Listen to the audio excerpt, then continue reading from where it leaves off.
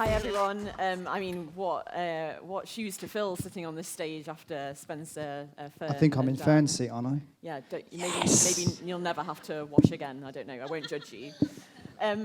We're here today to talk about engagement and comms essentially, and how you can really make an impact from that perspective, utilising Thrive and all the good stuff. And we've got lots of exciting stories to share. But I think some of the topics that were discussed on stage earlier about how to be a leader in terms of your communication style, being authentic, being honest, but also how to build connection across your businesses really, I think, resonated with the topic of communication and how you do that effectively within your organization. So it seems quite apt that we're following that with some of those themes in mind as we go along on this conversation. So looking forward to sharing some insights with you. We've got obviously 3 of our fabulous customers on stage with me, and I'll let you all introduce yourselves in a moment.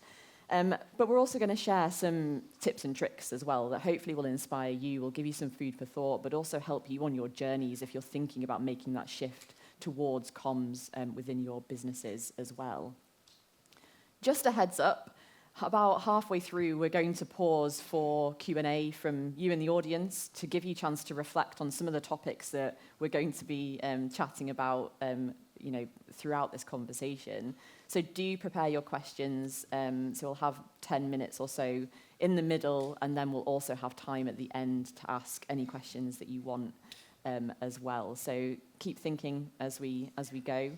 But without further ado, I'll let the panel introduce themselves, but also to share a little bit of your story around your journey with Thrive so far, what you're focused on at the moment, and what your role is as well. So, Tim, I'll pass over to you first. Oh, no, I thought we were going to go start that end. So I work for Reiss. So if you don't know Reiss, we are a luxury fashion brand. There's about 1,700 employees in Reiss, and they're split between our corporate office and our retailers. So we have about 350 people in our corporate head office, and then the rest are retail. So different approach that we need to take for both of those audiences. And that our journey so far, as we started with the platform, we kicked off with Stacey this time last year, actually. Quite an ambitious launch date. We wanted to turn around by February, which we managed to do. So we're in, I'd say, still that building the habit stage. But yeah, it's been I think, a really positive journey so far. And I think the other thing to say is, what I talk about today, and it reflects on what they were saying earlier, we didn't have it all sorted, and we still don't have it all sorted. We are literally experimenting, and I wish I could say this was the plan, and it all went to plan, and we all knew, but it absolutely didn't, and we've been tweaking and kind of evolving as we go to try to, maximise the platform. But yeah, the main brief that we had, if you want me to share that, is when we kicked off, is we shut off our old intranet for our head office, and we wanted to put it into one place, and that's for 350 people. And then we had a clear brief there that we wanted to make almost this community-based platform, so that if you ask any question, you ask the Muse. So the Muse is our platform for Reiss. But for retail, it was very different, a very different brief, in that it was purely supposed to be driving learning. Now, in our team, we were also going, but we think it can also do comms, but we won't tell them that yet. So we had that at the back of our mind, but they said the clear brief is for retail, so we were driving our induction. So that was our first project. We said, okay, let's let it drive induction as the first project. So for all of our retail employees, and they went through, and it finishes actually this week. They've been going for a Reiss set. Nice. Yeah. See what you did there. That was a big meeting, took for ages to land on that one. So we've nearly finished the Reiss set now, and that gave us a really, really good vehicle to make sure that all the employees, particularly retail, were actually utilising the platform. And then for head office, it's very different. It's less about a learning platform for our head office, and it is more about comms, how we can engage. And actually, I'd say we use our annual engagement survey as really as it's our biggest metric in the people team, as you would expect. And we're thinking, actually, how can we leverage the platform to help us move some of the scores up on our engagement survey? So we're using it very, very different in that area. So, so very clear on the outset of what we wanted to use for each business unit, which I would say it's been super, super helpful for us. Yeah, brilliant. And I think, Rob, I'll throw it to you next to introduce yourself, because some of what Tim's saying there will definitely be resonating with you in terms of those splits between head office and people on the front line, essentially. So do you want to share a little bit about you and your role and what you do at Frasers Group? Yeah. I'm Rob. I look after learning. It's not on. Oh, I'm not on. Am I loud and northern? I'll swap you. Better? Yeah. I'm Rob. I look after learning and comms for Frasers Group. We're a bit sad to not hear any of the brands that we have in our group called out earlier as your top 3, but you might have heard of some of ours: Sports Direct, Flannels, Evan Cycles, Game, and lots of different sort of fascias within our group. There's 35,000 people that work for Frasers Group across the globe, predominantly in the UK and Europe. We use Thrive to serve them with learning and comms. Very much started with learning. That was the ask, and we needed a new learning platform. And then, very similarly, we saw the opportunity early on that actually this is a platform, I think we'll touch on it later, but this is a platform that we can use for more. And in the spirit of one of our mantras, sort of fewer, bigger, better, we probably should. So that's where we've landed today. And that story, I think, that both Tim and Rob, you've shared there around, well, we kind of know that we can use it for comms eventually, and maybe we'll get there eventually. I think, Laura, will resonate with you and your journey, having just launched comms into your platform as well. But if you want to give us a little bit of an intro to you and your role, that would be great. Yep. So, hi everyone, I'm Laura. I work for Inspired Gaming. The company, I'm going to read you what it says on the website so I do it justice, and then I'm going to tell you how I see it. So, Inspired's a global leader in providing innovative technology solutions for the gaming and leisure sectors, offering a range of products from virtual sports to mobile, online gaming platforms, along with land-based offering in pubs, betting shops and retail operators. Essentially, if you go on Bet365 or other platforms, one of the games you play will probably be ours. If you go in a pub and play in a betting terminal, we probably own that terminal and the game in it. And then if you go to... I'm out of breath. If you go to a Butlins or a Park Dean resort and you go in an arcade, the machine's in there and the team, they'll also be in Club Ales and the machines will be ours, in layman's terms. So our kind of journey with Thrive, again, similar. I did kind of open the conversation initially when we were doing kind of the onboarding process around comms, but my manager said, absolutely no, this is a learning platform, we want to drive learning, and that's it. Quite resistant to the change. We had an intranet, they used purely email and didn't want to kind of sway away from that.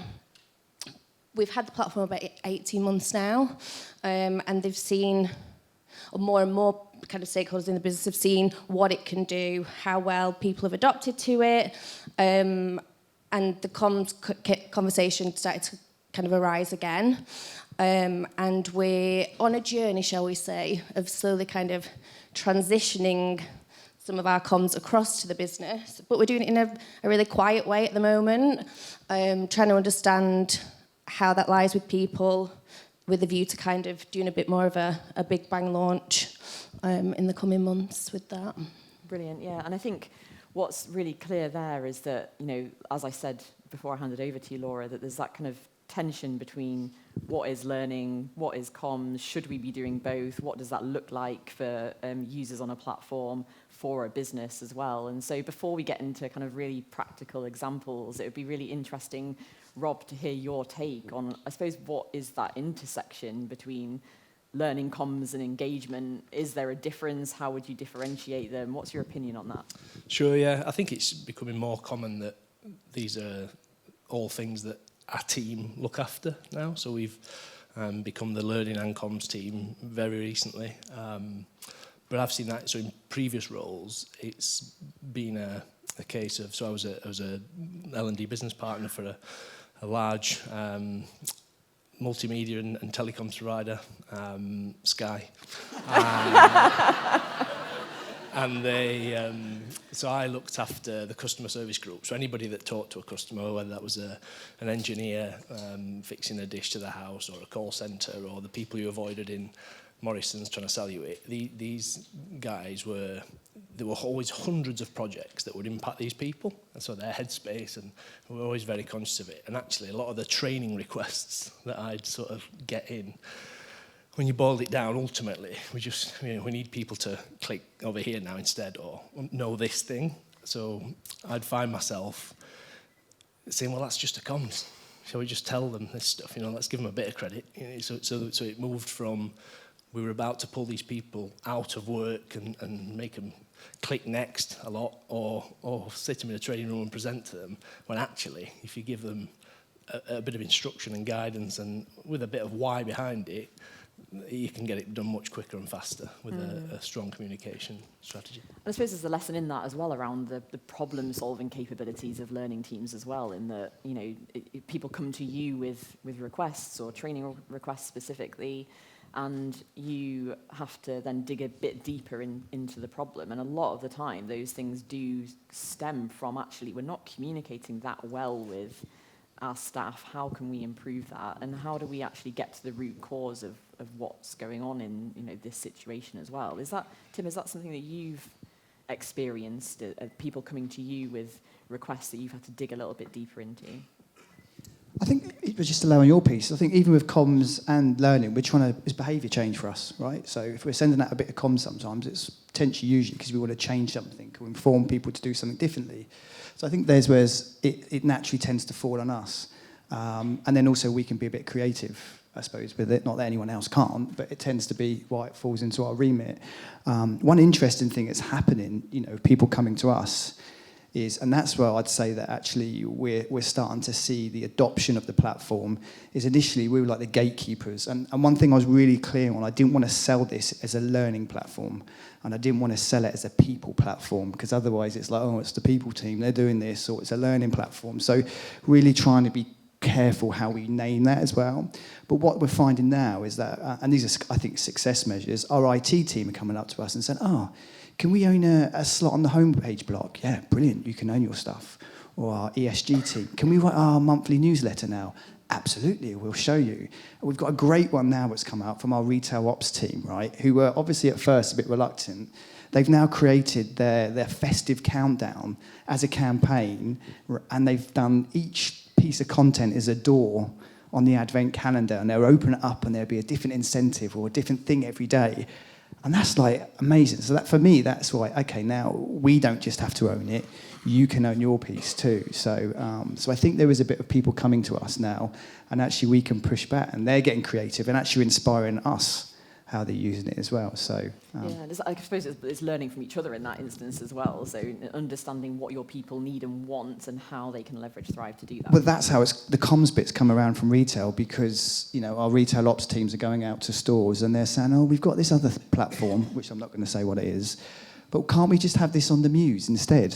So now we don't even have to talk about it because they're doing the talking for us. So the first thing, like a few months ago, the newsletter, their weekly newsletter went on.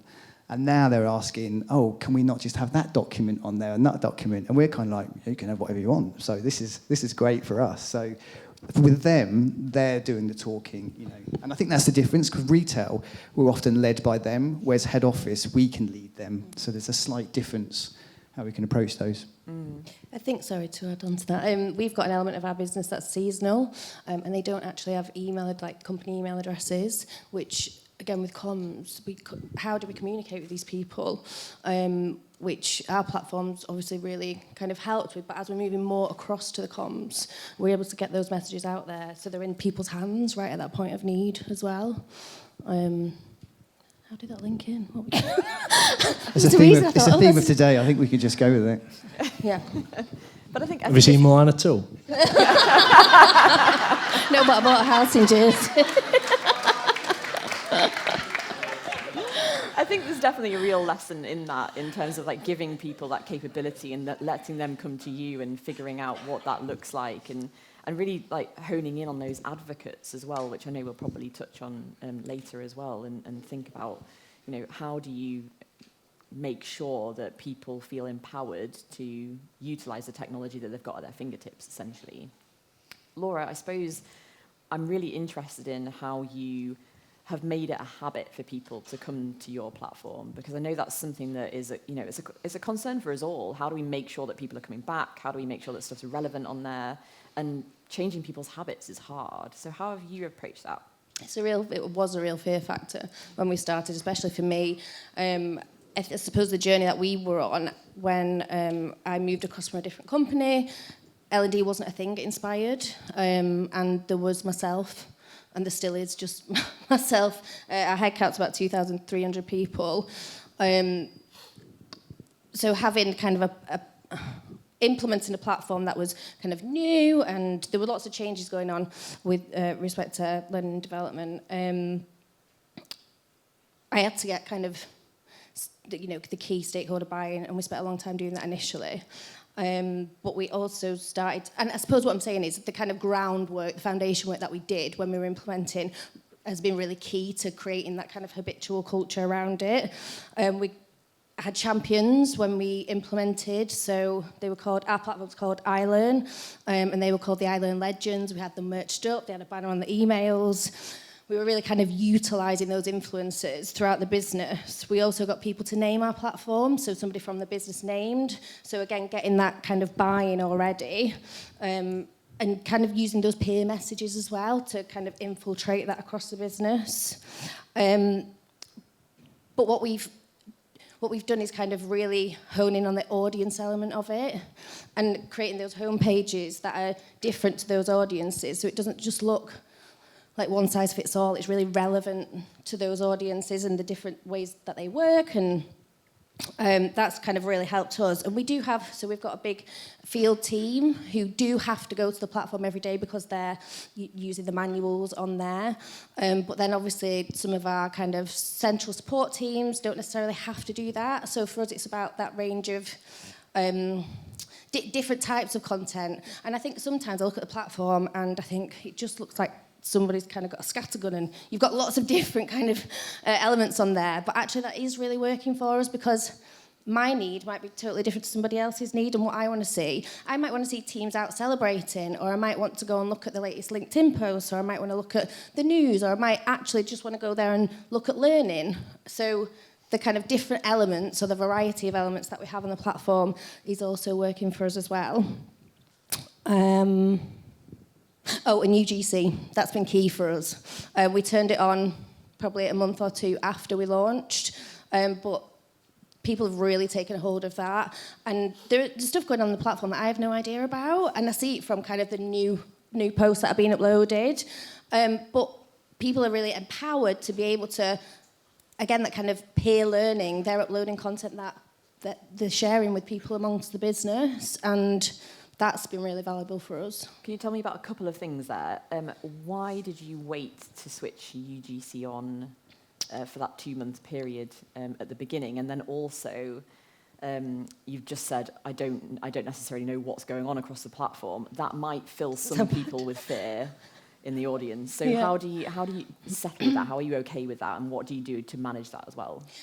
So we did have a lot of, when we were doing our kind of initial presentation, this is what's coming to kind of stakeholders around the business, it was like, but what if somebody posts something that's, is there any kind of measures in place where we're going to check or any checkpoints? And we said, no, actually, let's just really trust our people. If they wanted to post something that wasn't appropriate, they could email it to the company or the CEO if they wanted to. That doesn't really happen, so that might also not happen on the platform. And we waited those 2 months to kind of, we didn't want to throw the kitchen sink at everyone at launch. We wanted them to kind of, dip the toe in first and then launch with the UGC and try and get people's head around what that looks like. Because I think it does feel really foreign. Like there's a company platform, but I'm actually allowed to post content on there.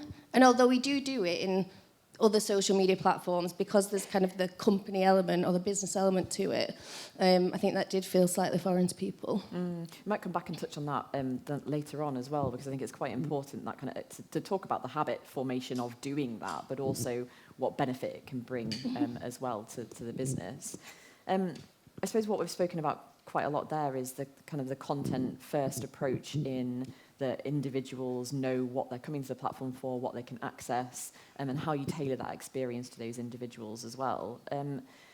Engagement, I think, is a lot of the time is the starting point to that journey towards bigger impact and what that looks like for the initiatives that you're running within your businesses. And so I suppose how have you approached that, Tim, in what you do, in that, yes, we need to have that engagement, but what's next and what's that journey First of all, like? we locked everyone in every store and every head office and said you weren't allowed to leave until you've clicked onto the Muse. I can't tell whether you're joking or not. I am. It's fine. No, we didn't. I think we had different campaigns running. And it is like a Swiss Army knife, right? You can do so many things with it. So I think it is being tactical with that.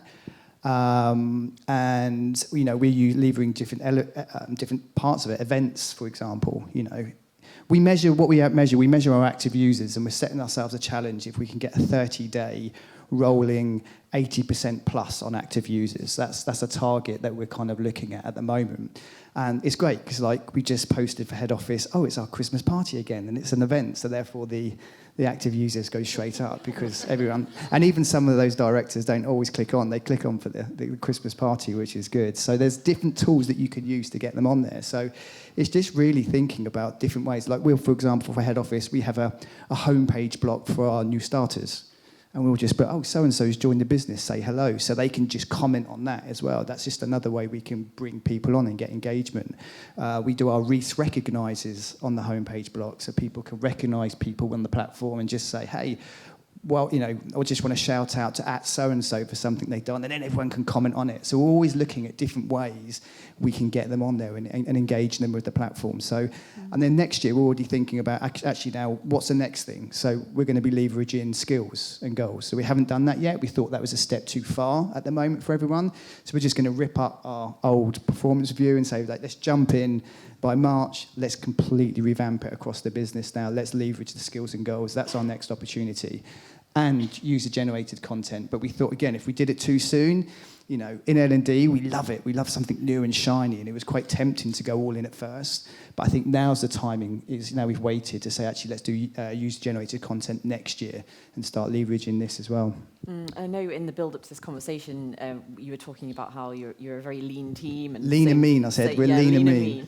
And I think it's that, you know, having to be quite strategic about what options are available to you and thinking about how that fits in with your plans as well. And I know you were... Well, the thing is, you know, it's like, I think if you have too much resource, you're not very resourceful, right? So the fact that we are lean and mean makes us think, how do we do things differently? How do we still get our message across? And how do we leverage the platform? So it just in that makes us, you know, think differently. You know, we've got one person, Ista, and she's doing a breakout later, who's kind of looking after 1,100 people in retail, and she's one person. So, you know, our hand is forced that, and our main vehicle of doing this and engaging with people in our business is the Muse. So we're just thinking, it's almost like a Muse-first thought process.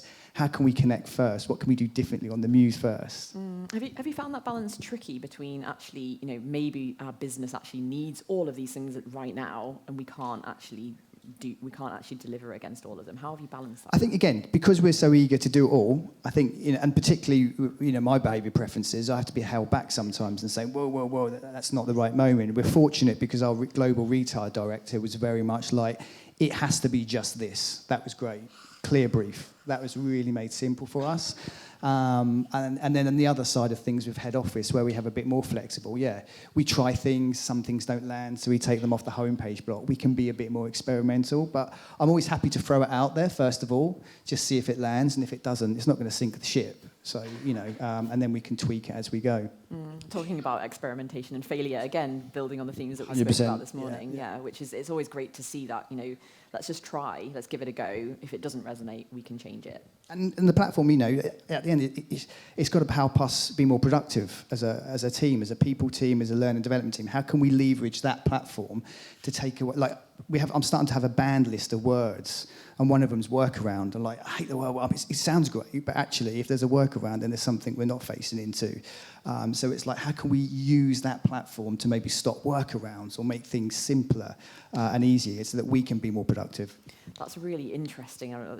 I'm personally very curious about that, how much time or process you're changing or saving as a result of doing that as well. So yeah, really interesting perspective. I suppose, Rob, to come to you, obviously you, as you said, there's nearly 40,000 people in Frasers Group. What's your team setup like? There's 3 of them in the audience somewhere, so I'll be careful what I say. And they're all I need.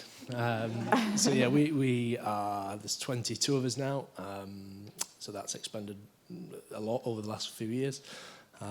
So that's, we look after everything from, leadership and executive development through digital learning and now comms, learning experience and our brands, partnerships, early careers, grad schemes, apprenticeships. And then, of course, retail. So the volume of that team actually is in retail for the ins and outs and the operational and technical stuff, tills, deliveries, all the stuff that actually matters to put the money in the till. But so yeah, there's 22 of us, and I think to serve 35,000+ people, that's enough. I think you can. The resourceful point, I think, is an interesting one. The risk of. And I'll not name names this time, but I've worked at businesses before where actually if you needed 3 people, you probably have got 4, and it can take the edge off things. I think you can get complacent. So yeah, I think we're just right as we are. And I think with that, serving that many people and being responsible for that many people's learning and development, there must have been quite a lot of pain points that you experienced in trying to shift that culture with. I know that's one of the reasons obviously you brought Thrive in. What were some of those pain points that you were dealing with initially? So I think we're a business of initially it was Sports Direct and it's sort of been bolted onto over time. So that creates this. Whilst we are a group, actually we're a group made up of lots of different pieces that have been bolted on, and that brings with it different systems and different platforms, different ways of working. So it's fascinating to be in and see how it all comes together. But we ended up with almost too many channels. We had too many places that people could find something out or communicate, and a real lack of ownership. There wasn't really a group internal comms team.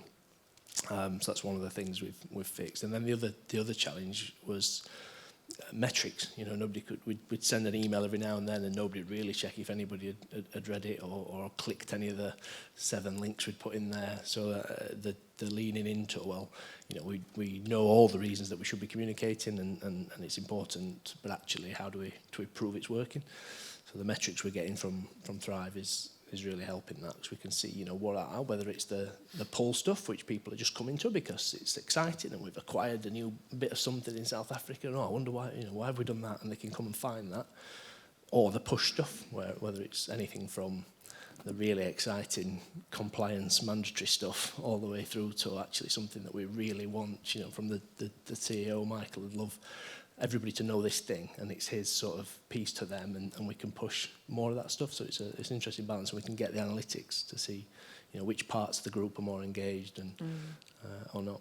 Yeah, I think, and also to your point around having multiple different channels for things is quite an interesting one, probably for a lot of people in the audience as well, that when it comes to comms, that can actually hinder the way that you communicate ultimately, even though you have technically tech that should be enabling communication at your fingertips. So can you tell me a little bit more about that kind of consolidating your tech approach? Sure, yeah, so I think we've had a call recently, so we're a Microsoft business, we use Teams, and the amount of teams that had been created or chats was astronomical. I can't remember the exact number, but there were tons of these teams that had just been created because, a person in head office would need to speak to 3 people from the warehouse and people from, different fascias, and so they'd create a team for that one project. So then you've got hundreds of them. There's loads of great work going on, and none of it will be surfaced centrally to be shouted about and celebrated.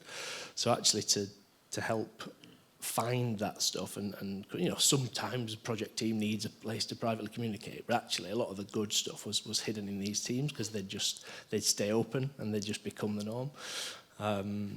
So actually that's been one of the things that we're doing. We're sort of leveraging Thrive as our shelf, if you like. So we've moved it to our intranet. So if you're a head office employee and you open a web browser, you see Thrive. And that's got everything from the quick links you need to do your work through to the nice sort of pull engagement news stuff that you might want to click on, you might not. And of course, all your mandatory and compliance learning. So yeah, that's one of the things that we've done to drive the sort of central comms approach for head office. And then of course it's different again in warehouse and logistics. They're not famously on devices a lot in those environments. So how do we have digital signage in those hotspots where it's a bit tougher to have people on screens? I think, yeah, it's interesting that how to provide access in those environments, and I suppose that's something that you, Tim, deal with as well with people on the shop floor. Like, how do you make sure that people are accessing? Yeah, it's a different approach, isn't it? Like, I mean, head office, they work with a computer in front of them all the time. Retail, they don't. So you do tackle it different. And we also have to be sensitive. Like, we don't ask them to do things outside of, expected hours, etc., and trust them on that. We do use, they have iPads in store which they can use. We encourage them and say, look, if you want to download the app, absolutely do. We're not going to make you. And we find more people do that. So, we have to take that soft. And it is anyone who's got stores or in America, that's an even more challenging environment. What we ask them to do, where and when on what device can be even more challenging. So we have to be sensitive to that as well. So it's understanding what those business units are and how we can operate in those different areas and what they want. So that is a challenge. Yeah, knowing your business essentially. And knowing your business, yeah. Sorry, just to add a point. I think for us, we have people in kind of our depots and warehouses, and we are still using posters to communicate with them because, like you said, they don't have, or we haven't got the iPads there, but what we're doing is putting a QR code, which then they can scan with the phone, which then will take them through to the platform. So it is just about thinking how you're connecting those dots to be able to get the message out there. But posters, I didn't think we would still be using in 2024. But yeah, but sometimes it's really difficult to get the tech in people's hands. And so how do you kind of utilise those? I mean, QR codes, they suddenly had a resurgence like 2 years ago, didn't they? And because, it provided quick, everyone has a phone and people can get onto stuff and use and follow links and take that journey. And so it is about meeting people where they are sometimes. And even though it might feel a little bit old school, it's, you're still encouraging that uptake. How do you have data on how successful those posters have been? Do people follow those links a lot? I'm putting you on the spot here. Putting me on the spot. There probably is data, but I don't have the answer for you. Yeah. It'd be interesting to know, if people are scanning those QR codes and are following through, and they are successful for people. Because, like I said, it seems appropriate for people to be in that space to want to scan it. And we had an experiment with that, which was why we could leverage the comms part for retail. So our retail team came up to us, and they had a static intranet where they put their weekly newsletter, and they weren't able to get stats for how many people were reading it. So they just came to us and said, can you do an experiment for us and put it on the Muse at the same time so we can see how many people are reading it? And we put it on there. We sent out a notification. So 1,100 people get notified straight away. And it went up from, I think they thought 30 people were reading it to 250 people reading it. So they thought, there is data. They are scanning it. And then Easter, who puts on there for them, went on holiday for a couple of weeks. And when she came back, she said, Tim, retail ops have come up to me. The numbers have dropped. I said, well, who's been putting on there? She said, well, the retail ops team. I said, they've been sending out the notification. They went, no. So the next week, they sent it, and off it went again. So it was just by sending that notification, that email went into their phones. It just literally tripled the amount of readers they got. Now, whether there was any behaviour change in that, I can't tell you. Probably, maybe not. But actually building the habit, it just proved a good case for us that actually this is useful for comms as well. Yeah, and again, to the point around engagement and being the starting point for stuff, at least you're knowing that people are there, they're meeting you where you want them to, and then you can start looking at the deeper stuff after that. I think for us, notifications we got a lot of pushback initially saying our inboxes are being flooded. And there was, again, my manager kind of said we need to actually look at how much stuff we're sending out. Again, a bit of resistance to change. We use email as our channel. But the compromise that we have now is we're linking everything. So we're putting it on Thrive and we're sending an email minimal, but linking that then through to the information, and that does seem to be really working for us. Rob, I noticed you smiling there when Laura was saying people's inboxes are being flooded with notifications. Is that a familiar story? It is. I think so our only channel at a point was email, and it was few and far between. There was no real cadence to it. We're in a better place now. We still do use email, but exactly that. I think I'm smiling because that's exactly what we've done. We pull people. Like I said earlier, we use Strive as the shelf, and there's lots of hubs for key business things, whether it's our champions scheme where we have monthly recognition and what is that, what's it about, how do people nominate, and there's a hub about that, there's a hub about our long-term incentive plan, there's a hub, so we've got this shelf where we can put all this key information and we go to people to point them to it, so whether that's through Teams or in an email link, so yeah, very similar sort of setup. But yeah, we've turned notifications off for a lot of things because, I mean, as lots of people in this room will know, as an admin, if you go into your other folder, it's a sea of notifications. So we certainly don't want that for our end users. Just about can take it as an admin. But and I guess it's navigating that, what is really important for people to see and cutting out the noise of the things that maybe you don't want them to look at, and maybe being strategic with how you approach that as well. I'm conscious we've covered quite a lot of ground already in UGC, in people's behaviours, in how to work depending on the resource that you've got in your team. So I'm going to, hopefully the lights will come up slightly and we'll be able to throw some questions to the audience around maybe some of those tips and tricks that you might want to know more about. Slowly adjust my eyes and now I can see people. I can see a question over there. Yep, go. Did any of you ask your employees about how they want to receive content before implementing? yeah, we just had no way of asking them. No, we did, and we continually do. I think so. I'm sure one of the last questions will be, what are the lessons you've learned? And actually, we are still learning very much to the sort of messages you heard earlier on. But I think ultimately they weren't sure either because it was newish. They knew that they'd seen an email from the CEO every now and then and liked it. So great, more of that, please. But actually, what are the other options and how does that work? So we've had to sort of test and prove and see what is landing well with our people versus asking them.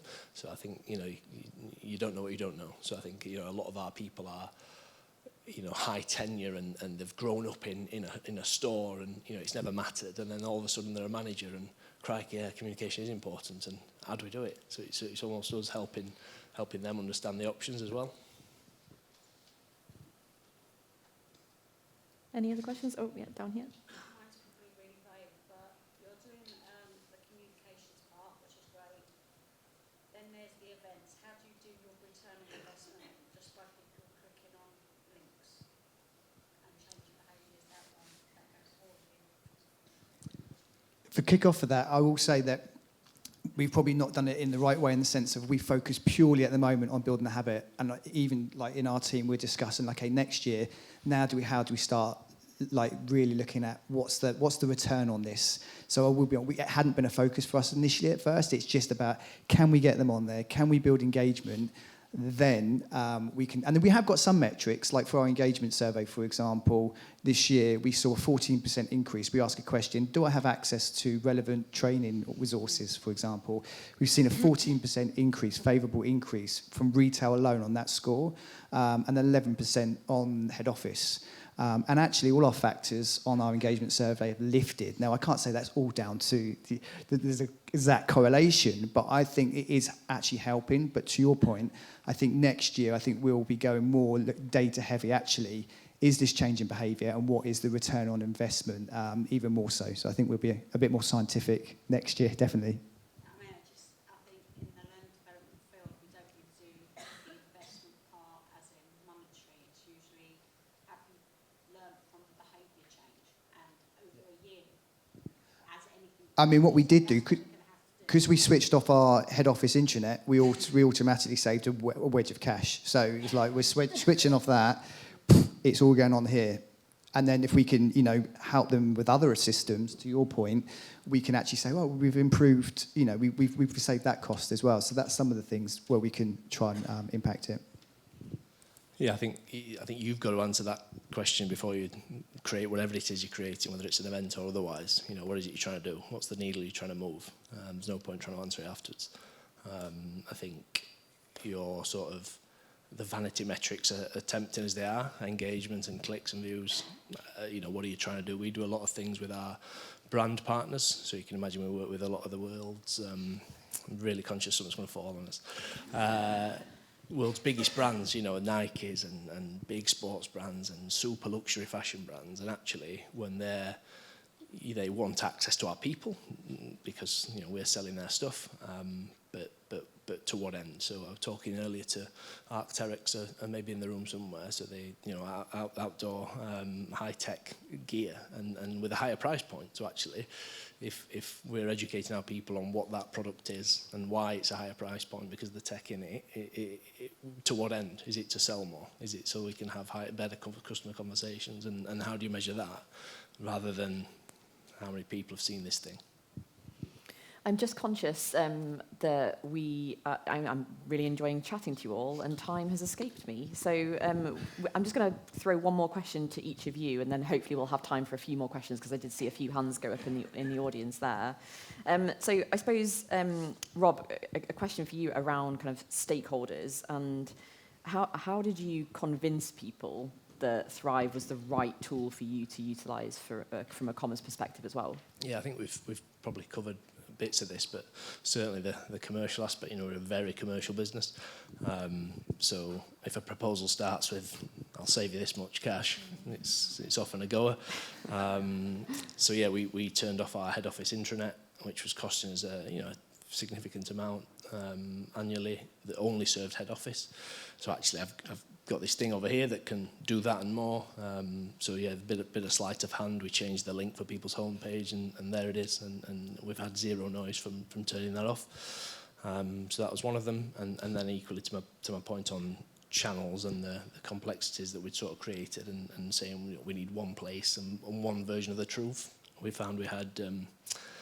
I think we had policies in 4 different places at one point. Again, when you're acquiring businesses and there's different versions before you sort of centralise and become this is the Frasers Group policy, and we were finding stuff in all corners. So again, we've actively not put our policies on Thrive, but we point to the system where all of the policies are, and they're up to date. And if something changes, it changes once. And I suppose that must be quite tricky from an onboarding perspective. If you're a new starter in your business, thinking, which one's right? Where do I go? What's the truth? Exactly, yeah. It's impossible. You just can't allow it to happen. So we've again, through our onboarding is all through Thrive. So when you land, you'll get an onboarding pathway that's landed straight in front of you, and you'll progress through that for your first day, week, month, and that explains where the other stuff is and the quick links and what that'll take you to and why. Great. And Laura, I suppose you've just, as we've just discussed, you've just kind of made that shift over to utilising comms, and you're saying you're doing it in a slower way at the moment, to kind of not scare people, not overwhelm people. But I suppose, how have you made that shift? How did you convince people? Because you said you experienced some challenge as well, and a similar question to Rob, I suppose. How did you convince people? And if anyone's on the fence about making that switch, what would you say to them? So start small, which is what I'm doing. I'm not saying it's the best way, but it's the best way for our business. Everything is very slowly. Getting in those key stakeholders, start to build your evidence. So we use SharePoint. Is it Microsoft? Yeah, we use SharePoint, but nobody owns that. We've no kind of real data from that.